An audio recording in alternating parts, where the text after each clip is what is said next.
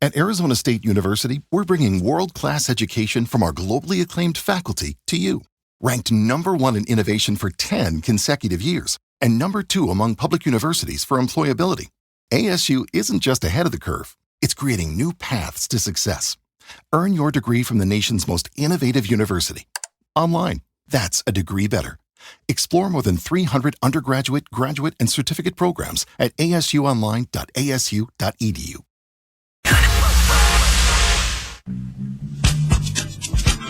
Wow, wasn't that fun? Shall we begin? Football Feast. 9 to noon. Good stuff. Hashtag Faith Radio. Play around with a bad football team, bad things happen. Let's go. Let's go, everybody. Let's go. Good morning. PA and Charch. I'm a kid, so I call it KFAN. Hashtag Faith Radio.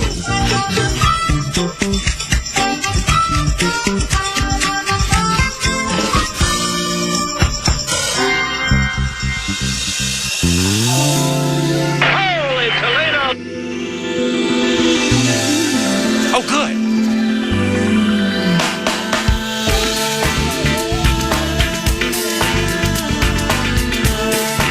Here they come. It is feast time. Thinking of those days gone by now. Some music in the air. Life was good then, yeah.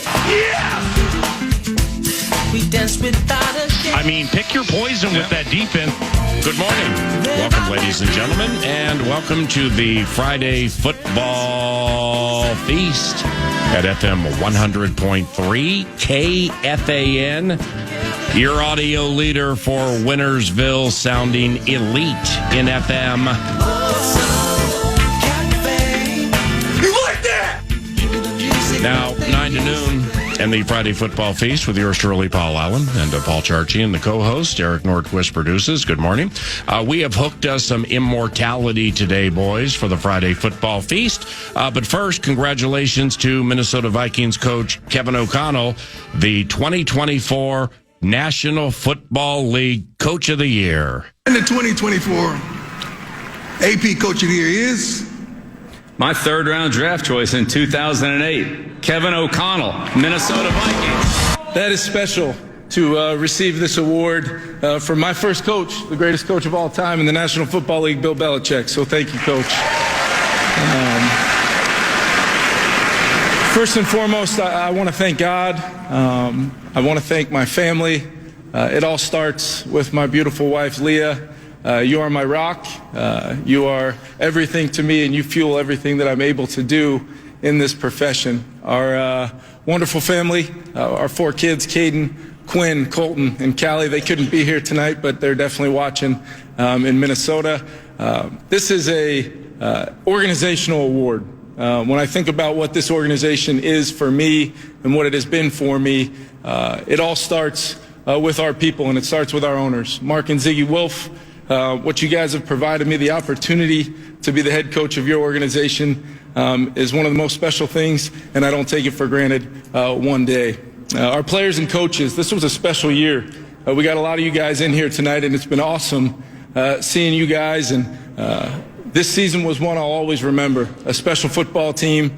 They came together in a way that I'm so proud of. The culture, the team that you guys built is what this is all about. We've got great support staff in our building, difference makers, the way I look at it, that make us as the Minnesota Vikings so proud to go to work every day. And speaking of that, last but not least, our fans, the greatest fans in the National Football League. Can't wait to see you guys at US Bank Stadium next year. Skol Vikings. Thank you. He outduels Dan Campbell to the wire, maybe beats him by a nose, and Mr. Paul Charchian. Kevin O'Connell is the 2024 National Football League Coach of the Year. I think they made the right choice. If you look at Dan Campbell is great, and I would not have had a problem if Dan Campbell won. But Dan Campbell had gotten to the NFC Championship game the year before. The Lions were a good team already. This is an award that is almost always given to the coach of a team that overachieved by a lot. And the Vikings did, at least compared to what the national perception was. And then while Sam Darnold did not win Comeback Player of the Year last night, I haven't seen the voting. I assume he finished second. You finished third. Third, thank you. Who finished second? I don't have that in front of me. Okay. The fact that Kevin got Sam Darnold on a career reversal, a 180 of that career, was, I think, viewed by many people as sort of the crowning achievement of any coach for this season. And one of the better coaching reclamation projects that we've seen for any quarterback. So I think it makes sense. It doesn't take the sting away from a first round exit, but it makes you feel a lot better about the Vikings season, and gives you, does it change my life as a fan? No, but do I like to know that we've got a coach good enough to win Coach of the Year? I think that's pretty great. And now if you look at what this organization has in its roots, we've got Kevin O'Connell, we've got Kevin Stefanski, who's won it twice, who came up through this organization, right? I want to believe that we've got, and all fans want to think this, that we've got a little something special brewing here.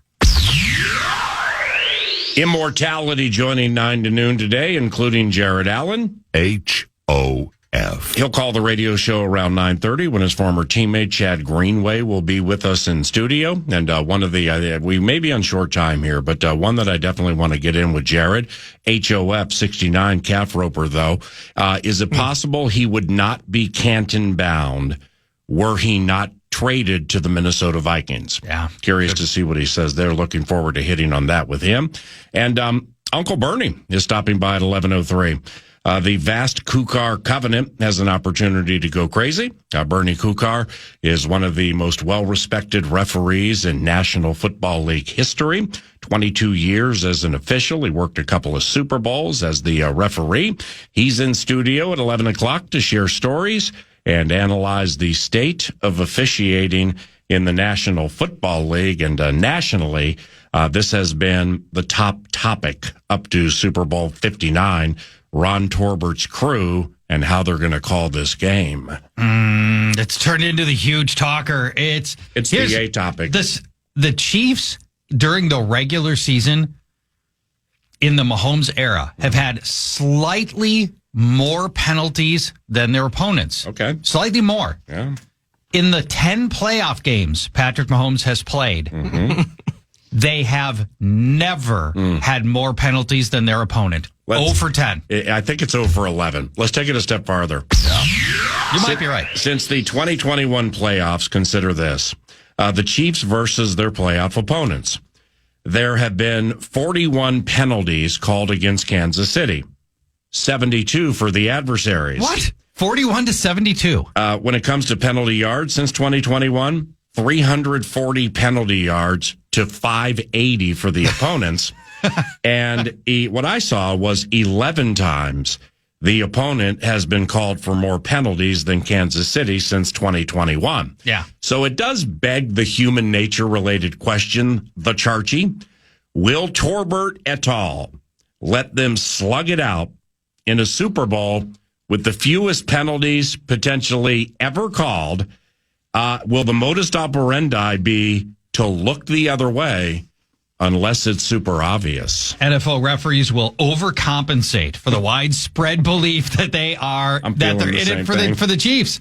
I think there could be an overcorrection coming. But see, can the Eagles use this to their advantage? All right, like everybody, like if you're an Eagle or if you're thinking about this and you're within the Eagles covenant, coach, player, that whole thing. Yeah, like everybody thinks referees favor Kansas City. The Stripes are tired of hearing it. So this is the game. We can over-push the envelope and get away with it. I hope so. They should. It would be like the Eagles to do that, right? Push the envelope. If you're the Chiefs, they are using this as a talking point. And they don't have a lot of them. They don't have a lot of chips on their shoulder because they've been good forever. Yeah, they don't have a lot of Scoggins on their shoulders. Exactly. They've got to find things to motivate them. And this is one of the things they're using, that the world is against us. The world doesn't think we've earned our Super Bowl, that the refs have earned it, not us. Well, we were the ones out there blocking and tackling and passing and running and catching. Wow. Well, that's that. They can go with that mindset.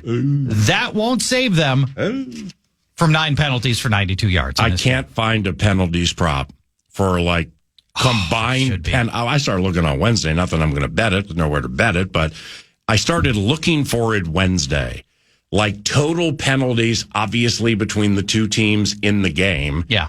And just smashing that under button until they run out of paper. It's, Or do you think Torbert and his crew are just going to... They might just go anti-Kansas City. Yeah, but they just like, okay, you want us to call the game by the book? Yeah. Watch this. 36 combined penalties later, it could be. The game takes 6 hours and 15 minutes. Yeah, I hope so, because that's terrible viewing for all the people that want to see that stuff. It's awful. But could go that way if they want to sort of make a statement. Like, you want everything called? Fine, here you go.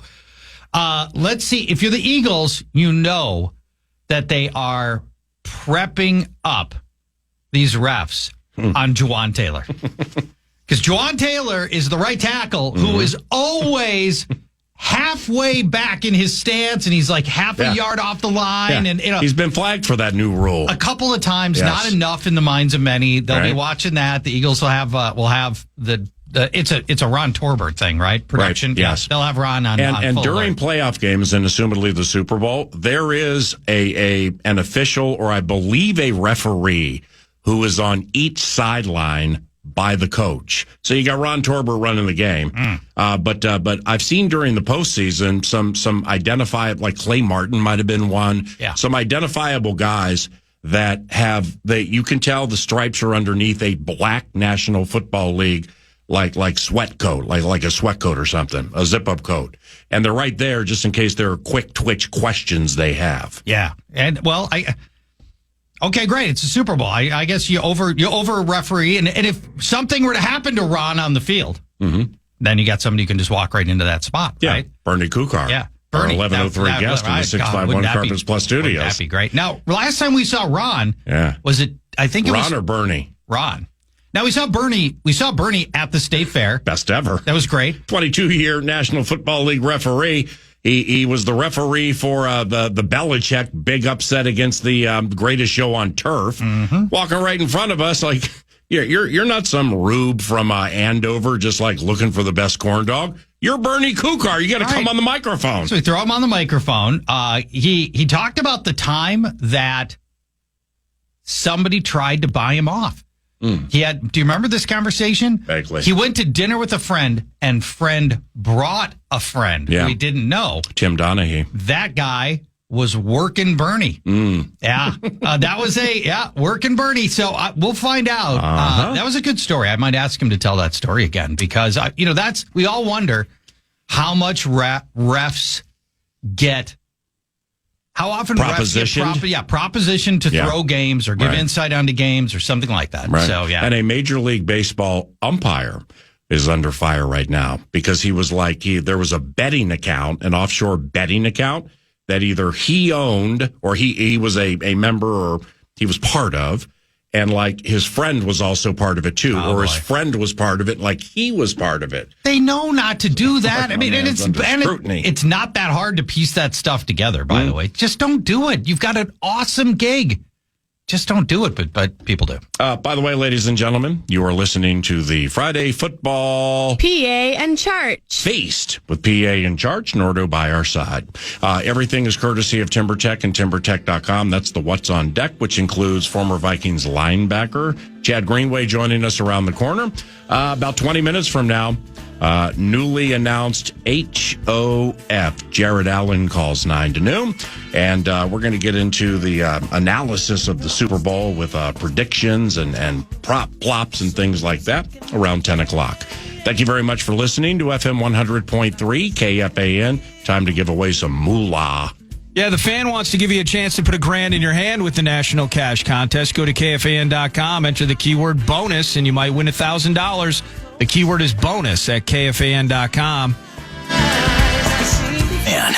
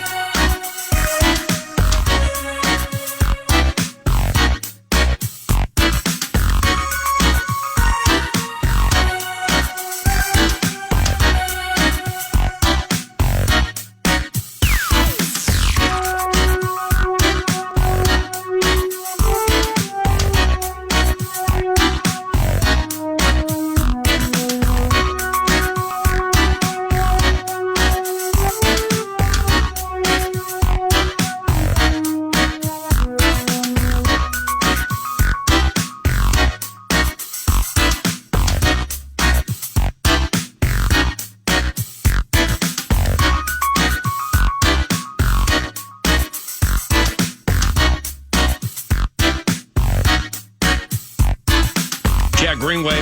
What's going on, my brother? Courtesy of Grey Duck Vodka and Grey Duck Spirits.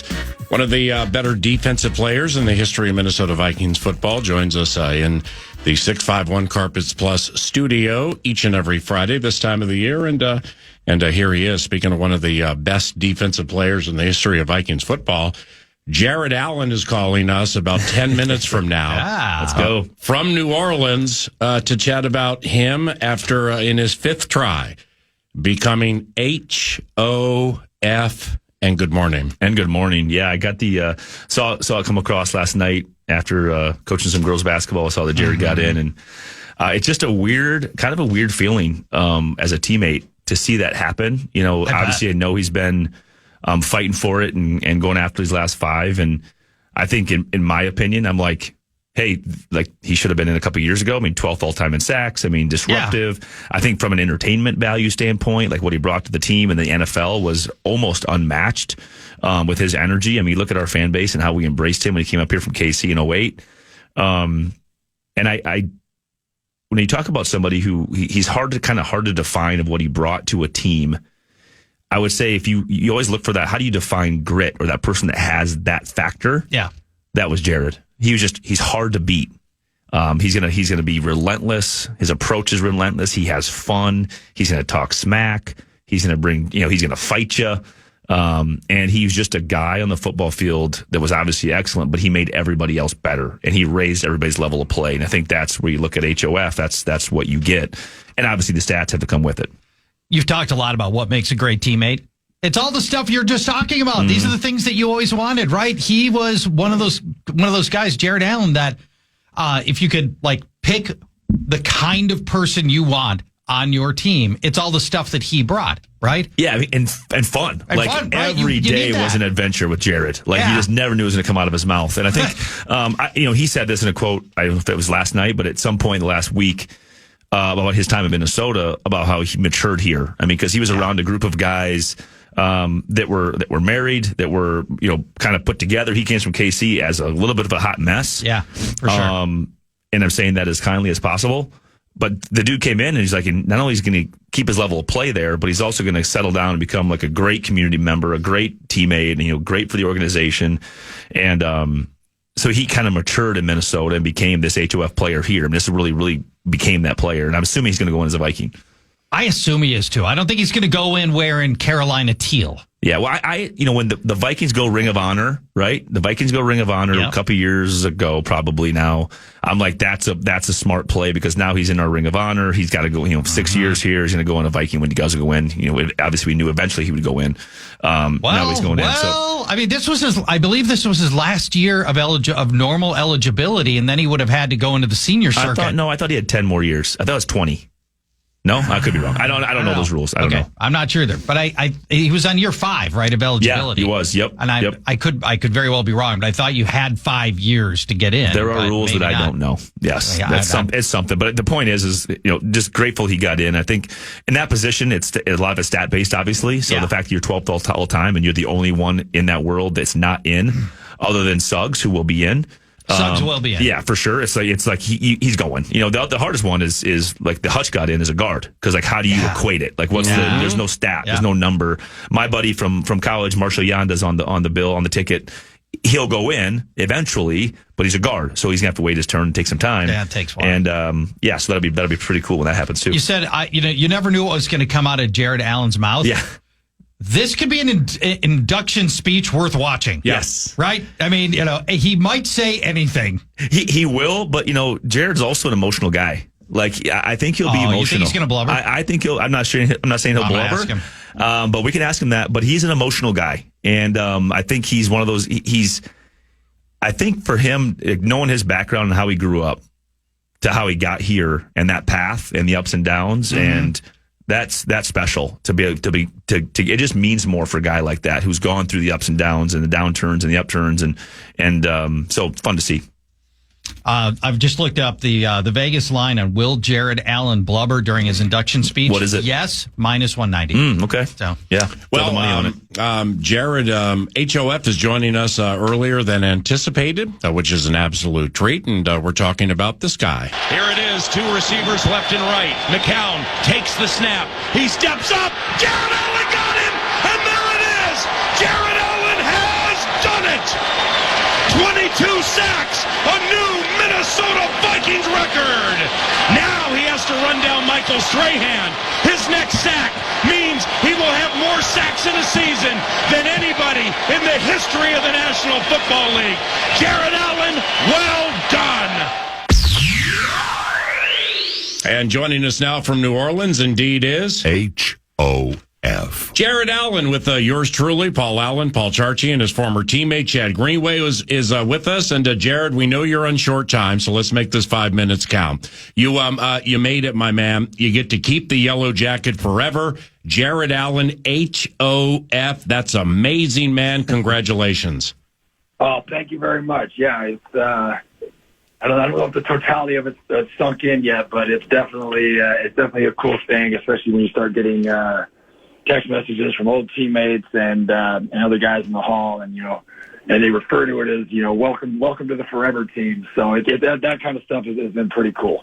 Yeah, Jared, hey, this is Chad. Man, great. I just sent you a text, obviously, last night, and congratulations this morning. And I was just talking a little bit about your story, your background growing up, and then your ups and downs, through college and then early part of your career. And I was saying that Jared might be emotional in this speech. You're an emotional guy. That's what made you so good. It'll be interesting to see how this plays out when you're doing your speech. We're going to bet on you crying, but does it mean more? Does it mean more because of the path you were on? Yeah, I don't know. I think for me though, I think the crazy part about it was like and this. You don't put Hall of Fame at the top of your goals list when you start playing. For me, making it to the NFL, getting drafted, that was my first and only goal growing up, right?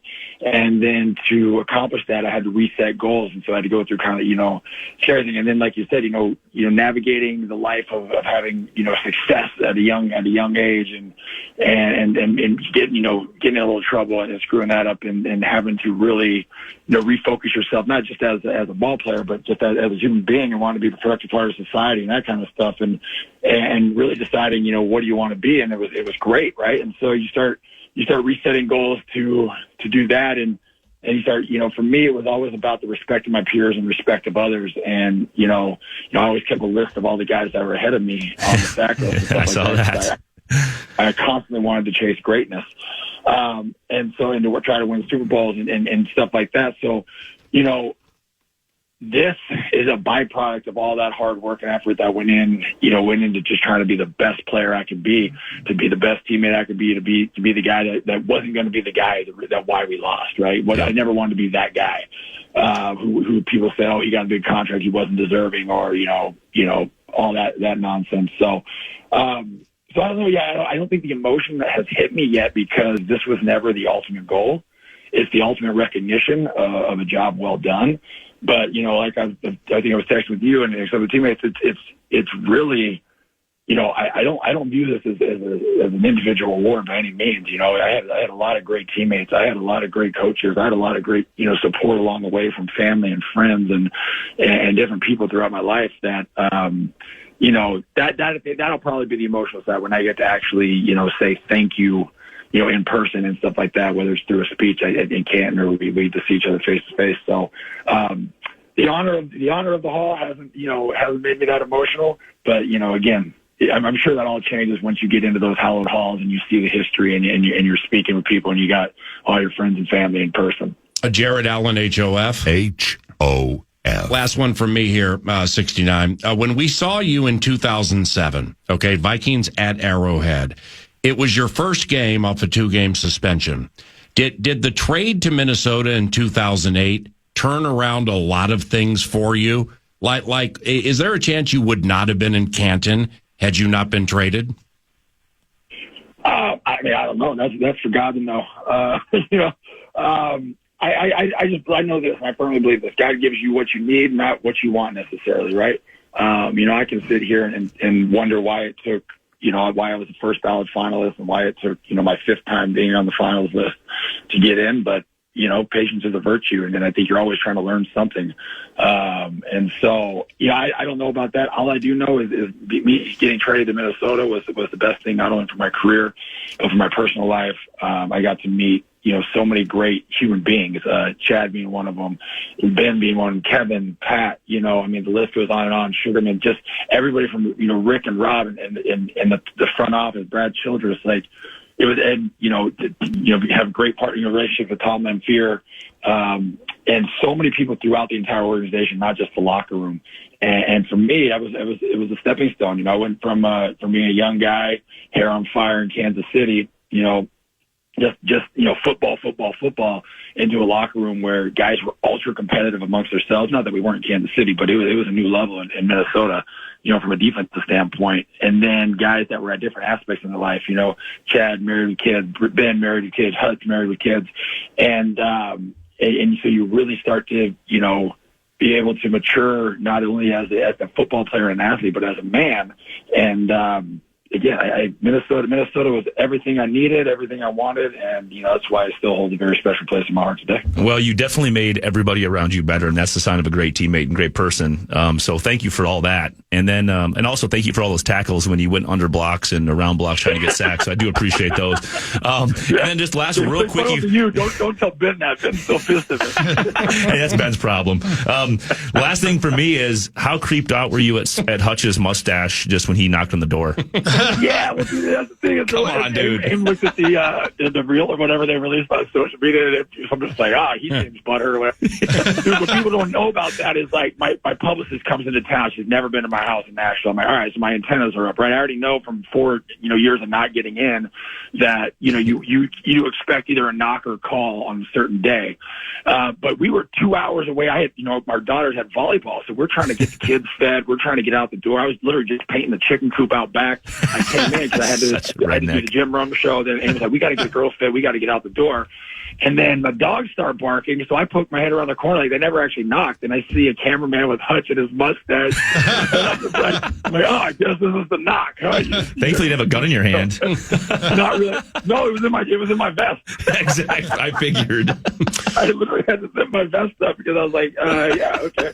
Like, we don't want to do that on camera. Love him. And so, we were cracking up, and I was like, and then they just they come in, and they just take over your house. And I'm like, hold up, you got to give us a heads up. We have a life we're living. Seriously. Moving furniture around, and Aim's like, I got to use my kitchen in literally 30 minutes. We need to wrap this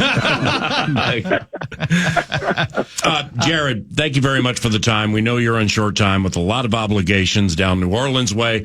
Means a lot to us here at KFAN 9 to noon, and I know to Chad that you took time to call. We thank Tom West, also with the Minnesota Vikings, for assisting. God bless you, my friend. Job well done. I appreciate it. HOF well earned. We'll see you soon, all right? I appreciate it again, man. Thanks to everybody in Minnesota and all you guys and the support you've always given me. Appreciate it. That's beautiful. That's Jared Allen. Last night announced HOF. We'll be right back. Man.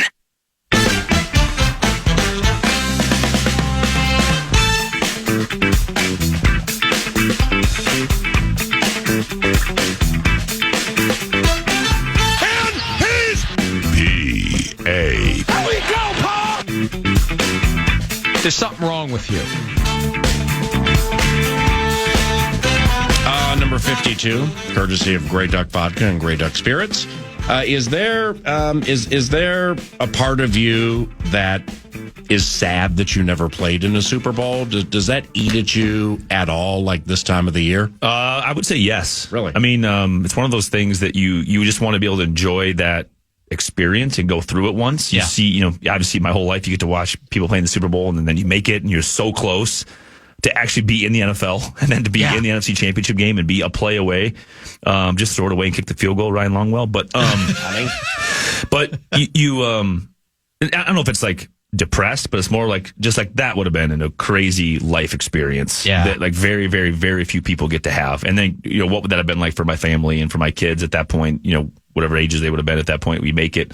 So not that you like feel sorry for yourself, had a great life, but it's one of those deals where you're like, that'd have been cool. It's a missing. It's the one missing thing, right? 100%. From your otherwise very successful career. Yeah, I mean, you missed that. You missed just winning that and having that moment of like where you're one of the two teams that everybody has their eyes on and getting even that NFC Championship game. And I talk about this all the time when people ask about the failure of losing that game. It's like, yeah, but look where I started and look where I got to. Yeah. Like, I was in the NFC Championship game, for God's sakes. Like, it was crazy to have that perspective of, like, am I really going to feel sorry for myself that we didn't win it? Like, I mean, so few people get to actually go win a Super Bowl and be a part of a Super Bowl in the world. The fact that I made if that's your standard, then everybody's going to be depressed. Yeah, like, I played 9-man football in the middle of nowhere, and, like, now I was in New Orleans in the biggest game, one of the two biggest games to be played in that year, so it's pretty cool to be able to have that experience. Turn this into a speech that you can get, like an inspirational speech. But it's you also can't you can't look at every failure in your life like it was wow, I'd never want to revisit that. It's like, well, it's like, man, look what we actually got there. It's crazy. We should have won. Yeah, the ref screwed it up. So what do you do for your Super Bowls? Do you host? Do you go somewhere? Do you have a tradition? Not really a tradition. Do the girls care? Do they watch? They do. Yeah, they care and watch. They're invested in a small way. I mean, not like crazy, but it depends. We hosted last year. We're not hosting this year, and we go to other people, whoever invites us, and just enjoy it. Just like anything. Every Super Bowl should be enjoyed with a big group of people and having a lot of fun. And that's just what makes it. What makes it America's game. I mean, it's what has become, over the top of baseball. NFL has become this because of these things, and the Super Bowls and the pageantry around it and everything they've done with it. It makes it a community event. The reason that baseball, basketball, hockey will never have what the Super Bowl has is because you don't know which game's going to be the last game, and you can't plan for it, right? Yep. It might go 7 games, and there might be a deciding 7th game. Or not, and you don't even know what day that's going to be, so you can't plan for it. But the Super Bowl, we all know there's going to be a champion crowned, and it's going to be this Sunday, and so you can plan everything around it, and then it can be because and then it can be a party. It should be Saturday. Let's have that conversation real quick. I mean, that's just since we're here. What they're going to do? They're going to move it because then you have to take school off Monday. Yeah, because I mean, that's why they're going to move it ahead Monday of a week. Should be a holiday. Like the National Football League cares about Billy, Johnny, Christy, Susie, Antoine, and Tamika in middle school on Monday? Yes. They and do. They care about everybody. Okay. Absolutely. Yeah. It becomes a bigger event and bigger spectacle if how many people are like, I'm going to leave this thing early. We're out of here. Some. It does. Not many. No, it does happen, but I don't want you want to go to work at 8 a.m. on Monday morning after the Super Bowl? You probably had 4 or 5 Grey Ducks watching the game, having a good old time. Yeah. Right? They're probably not. There you are with another seltzer. It's smooth. Tastes good. Go grab another one. The general thinking is they're going to move it when they go to 18 games, which seems like Awful. an inevitability. Awful. They'll push back the Super Bowl a week, and then it will be running on Sunday, the day before President's Day, when the kids aren't in school anyway. That's ridiculous. And then they'll run it even more as a prime time event. They can go even later because federal workers are not working, bankers aren't working, kids aren't going to school, blah, blah, blah, right? Yeah, eventually it's going to eat up the entire season if we keep pushing this thing back. My Lord. Well, I don't like the 18 games. No, not at all. I don't like it. The NFLPA I don't like 17 games. No, 17's too much. It is. What will it take to get the games to 18? I mean, National Football League Players Association staunch against it, but that's going to be the first salvo as negotiating would go, I would imagine. Right. We're a 0. You're a 10. We are a 0. Let's start there. So it's same pay, just designated or split up over a longer period of time. With one fewer preseason game, I would assume. The preseason games for the owners, from what I understand, preseason and postseason are scoops.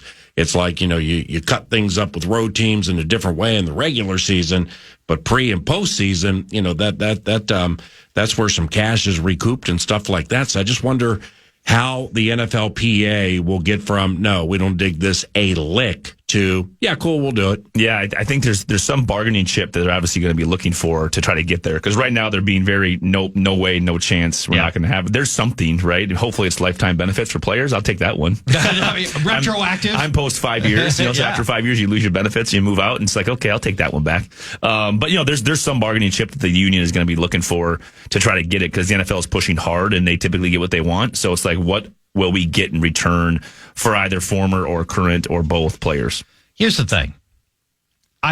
No doubt this is just bargaining positioning by the NFLPA, and eventually there'll just be so much money that they'll cave.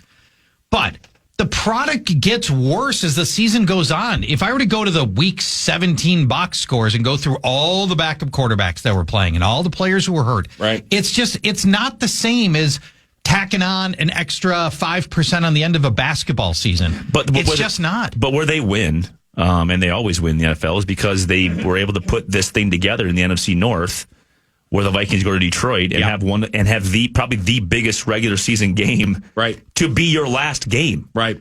Well, but you can get that. You can get that on a 16-game schedule. But can you? Because at the end of the day, like, that thing could be sorted out with one more game adds more intrigue to more possibilities of teams getting in. But the change, there's more chances. The change was to divisional teams playing in that final game. So there have been several scenarios over the years in that situation where they have not been as big as this one. I mean, this was for a conference 1 seed. Tens of millions watched. The numbers were massive, which means the account executives are selling the bleep out of it. It's a standalone game. So it was a massive win for the National Football League, but it doesn't work that way, generally speaking, every year. We've had several Vikings-Bears games here. Yeah. Just L's. Yeah, you got some backup quarterback, trying to run the Philly special, handed it to a running back, catching touchdown passes, and the other team's going to the playoffs. The Bears couldn't care less what happens, Yeah, so at some point, somebody's done a study on this, on quarterbacks, starting quarterbacks in games when they were 16 to now when they're 17, and like, what does that last week look like? Is it just a throwaway week? In a lot of cases it is, but it's important for certain teams and a certain percentage of teams. And would that be the same if it was 16 games? And then how much more will there be at 18 games? Because at the end of the day, the superstars drive this league, the quarterbacks drive this league, and so people are watching. And the more you have them injured, the more games you have, the more injuries are going to happen. That's the There's problem. a better chance of them being out and things dipping. I think there's always a point where progress is in a lot of ways good. Is there different ways to progress the game where you can make bigger improvements rather than adding a game? But again, when you're talking about just scooping dollars and cents and chips, more games, more money, more attendance, that's more revenue, that's right? At the end of the day, that's what it is. And guess what? But isn't there enough? I mean, it's an entertainment. You don't have to buy the movie ticket. You don't have to buy that. You don't have to buy it. It's up for, it's there. You can always say no. So that's their entertainment. It's an entertainment business. What makes the NFL great? One of the things, many things do. One of the things is the shorter season. Baseball, basketball, hockey, 9-month, 10-month seasons to get all the way through the playoffs. And you don't have time to miss it. You don't have time to can't wait for it to be back. Football, you get away from it for the better part of 6 months. Yeah, but when it comes back, you are ready for football. Yeah, but the NFL sees these other leagues and the amount of games that they have, and they say, hey, this is where the revenue's made. We get more people in the seats more regularly, and that's where you're going to make dollars and cents. So, I would love to see the NBA go to a 5-game max series. I think it's better. I think it should be one. I think it should be single elimination just single series. Elim, just knock it out. Just like March. Why is March Madness way more fun than the NBA playoffs? Yeah. Single elimination. Yep. It's not that anybody cares about Siena. Yep. It's because every game is do or die. Yep. If the NBA adopted a single elimination format. But they play half the games.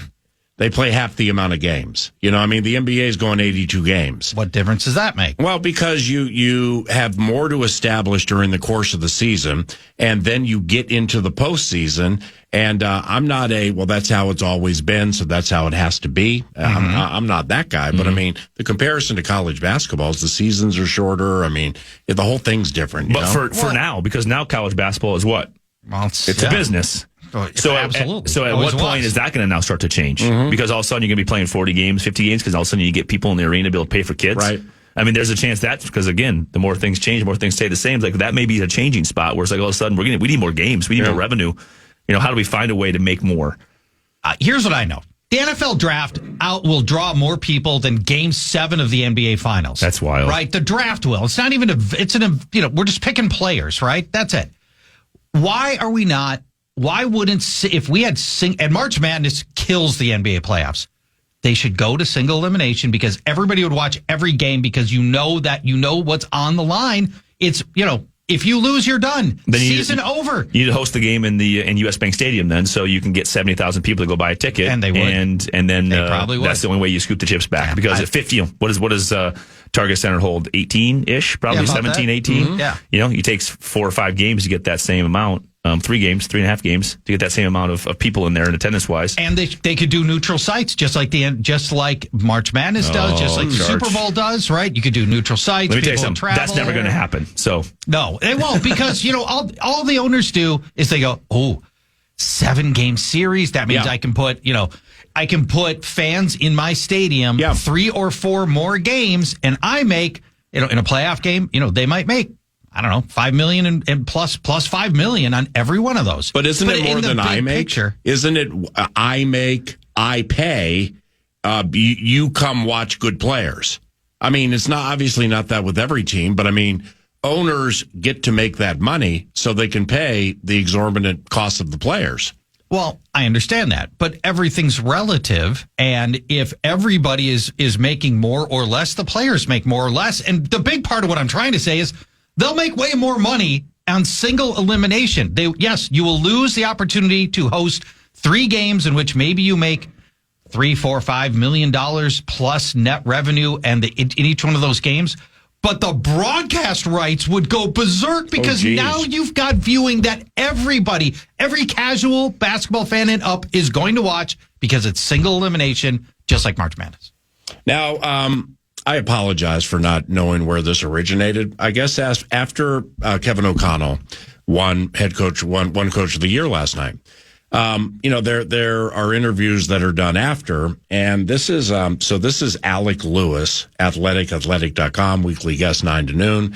He posted this 11 hours ago. Here was Vikings head coach Kevin O'Connell in conversation with local media, asked to clarify his comments after winning Coach of the Year award. So he must have said something about Sam Darnold. He did. Okay, what is it? Yeah, well, the first time he spoke on this, and I don't have the exact wording in front of me, but it strongly suggested that Sam Darnold was going to be on roster next year. And then he clarified his comments and said, just kidding. Well, here's what he said. Sam has the right to go test free agency, and we'd like to have discussions with him. So he softened it up later. But his first in-the-moment comment certainly suggested that he expected Sam to be part of the future of the team. So Alec and others have posted what is a clarification. Kevin said, quote, I don't necessarily think that was 100% accurate off what he said. It was in the spirit of answering a question about Sam's season and what he was able to do this year. And then the follow-up in regards to what it's going to take to win a championship. Look, you guys know how I feel about Sam. He's a guy we identified last year as someone who could come in and be successful, really no matter where he was before he arrived. It was about maximizing our time together. And I think we did that. I think it was a very special year for Sam. And what that earned him is that everybody in our league thinks he's a bona fide, legitimate starting quarterback in our league and can win a lot of football games. He won 14 of them. So he's earned the right to be a free agent off what you just said. But we will continue to have ongoing dialogue and discussions with him and his representation, as well as being really excited about J.J. McCarthy and where he's at in his rehab. It's really hit the ground running as the true offseason has begun.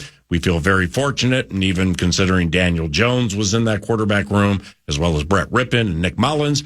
I talked about it all season long, the depth. Now we've got to see what that room is going to look like as we try to put together the best possible team for 2025. That's really what the answer should have been, and probably was closer to that. That doesn't take away from my feelings about Sam Darnold or what I believe he accomplished this year and how proud I was to be right alongside him. So that initial comment must have been like Charch said, just kind of direct, making it absolutely sound like, hey, he's going to be the quarterback for the Vikings in 2025. Yeah. And it makes you wonder, does he know something we don't know? Right. Does KOC know something about bringing back Sam that we don't know about bringing back Sam? Also, is this KOC establishing sort of his position on Sam? Could be. And does it match Kwesi's position? Right? if you're Kwesi, you sunk that draft pick into J.J. McCarthy. You cleared all your quarterback cap space.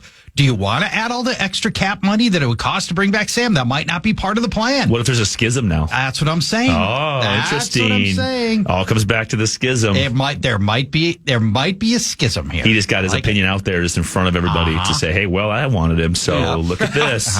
Brilliant. Super Bowl, Chiefs by 1. Who do you like and why? I'm going to go Eagles by 4. 24-20 probably. Going to be Patty Mahomes up in the Super Bowl. How?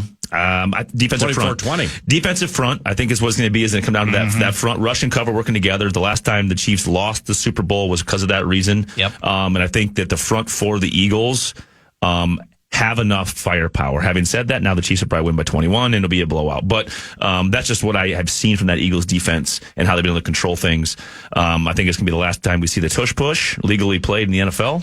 Wow. And I think it will play a massive factor because they're already looking at rule changes on how there's a bunch of people complaining about across the league on how the competition committee is going to change that rule and not allow it anymore. Yep. And I don't know if I agree or disagree yet, but they're really good at it. They're the best at it. And it came back to bite the Bills. And, and the Eagles will make an impact with it in this game, and which will help it be dissolved. Look at what Washington resorted to try to stop the tush push, right? Yeah, I mean, trying to basically guess the snap count, diving guys over. The fool. Anything in the NFL that has any one play that has a 95% success rate is bad TV. Yeah, it is. And it's why they moved the extra point, because it was bad TV. It had a 98% success rate. The tush push is 95%. I believe that they will. I believe at the end of the day they'll outlaw it because it's not interesting television. And this, look at the overtime rule changes after the Saints game in 2009. That's right. Because it needed to be changed. And there's something, sometimes it happens in the biggest moment where everybody's like, ew, that was icky. We didn't like that. We sure would like to see the Vikings get the ball here. Yeah. And, you know what? And like that Eagles game, a regular season, week 2, Jefferson pylon. Wait, not only do we not get the touchdown, we lose the ball? It's an awful rule. It's awful. Unbelievable. Oh, well, just in closing here with the tush push, it's I never have understood, and which means that it has to be an infraction of some sort I'm not seeing. Tush push. All right, so you got let's say you have Devontae Smith behind Jalen Hurts. Well, if I'm Chad Greenway, knowing this is going to work 88% of the time, it's probably going to work here, then I'm enlisting Chad to run around the corner and smack the guy pushing him. I mean, Brandon LaFell ribs Chad Greenway. That's it. Just run around and smack the guy, just blast him, and then see what they do after that. 1,000%. I think there's going to be a point where it's like nobody does it. Nobody does it. It's one of those things because you get so worried about lining up in the center to try to avoid that push and momentum. Right. Because am I making this up, or did this used to be illegal? Pushing players used to be illegal from behind. Pushing players from behind was illegal for the first 80 years of the NFL. College football as well. USC, Notre Dame, Matt Leinart, Reggie Bush. Was that push allowed or not allowed? Remember that play? I don't. On the goal line? I'm just trying to think back. When did this become legal? And why did they change it to become legal? Yeah, it's. I'll tell you why they changed it, because I remember it being implemented very, very subjectively. What constituted a player pushing you, another player? There's a huge pack of players. You don't know who's pushing who, and it became super subjective for the refs calling it. And I'm still bitter about some game from 1992 where where it went against the Vikings. I don't you see Ted Brown or somebody. How many times have you seen it where a running back's making a run, 8-yard, 9-yard run? He's a yard away from the first down. All of a sudden, an old lineman comes from behind and humbombs him and plows everybody. So So that's the level of differentiation you're probably talking about. Is that considered the same thing? Is that illegal? I don't know. I guess you'd have to ban it all, maybe, or just have the referee look at it. But interesting. All right, my brother. Enjoy the basketball games. You're either coaching or players for whom you're rooting. Yep. And the Super Bowl, and we'll see you soon. All right. See you soon. Thanks, Chad Greenway, courtesy of Grey Duck Vodka and Grey Duck Spirits. It's 10 o'clock, and you're listening to 9 to Noon.